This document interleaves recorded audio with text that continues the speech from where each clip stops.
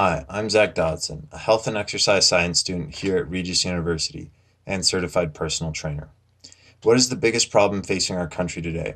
Immigration, gun rights, or climate change? No, it's health, the most modifiable issue that faces everyday people. So why are so many people in our country obese and overweight? The CDC defines obese as having a BMI over 30 and overweight as having a BMI from 25 to 30. In 2015, the CDC found that 100 million Americans live with prediabetes or diabetes. They also found that the leading cause of death in both men and women was heart disease. Greater than 50% of deaths in men were heart disease in 2009. What can we do? Invest in our children. Reported by the stateofobesity.org, childhood obesity has increased to 18.5% in the past 2 decades. That's up 5%. This also coincides with some stark sociological changes. Found by the National Heart, Lung, and Blood Institute in 2013, the average restaurant cheeseburger portion increased from 333 calories to 590 calories, while from 1993 to 2013, the average soda increased to from 6.5 ounces to 20 ounces. From the same source, the average soda consumption, one every day, will add 432 grams of sugar in a week. The other sociological change is a reduction in physical activity.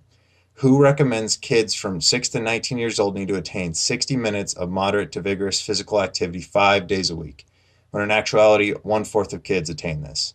What impact can this have on society, and why should we invest in our kids? Health and total disease risk is severely impacted by someone's childhood health. Intervening now will help kids in the short term and the long term. We should see this as an investment in our future. The World Health Organization finds that childhood obesity is highly correlated with disability from cardiovascular disease, diabetes, some cancers, and even premature death. Aside from the purely physical disorders, kids who experience obesity have high rates of mental illness, which includes depression and binge eating disorder. What widespread problems do we see as a society economically? The U.S. experienced a high level of strain as seen by Wolf in 1998. These strains include unnecessary treatment, diagnostics, and mortality. Other economic strains include the phenomenon of absenteeism, as defined by the CDC as missing work due to illness. This cost the U.S. between $3.38 and $6.38 billion in 2008 alone.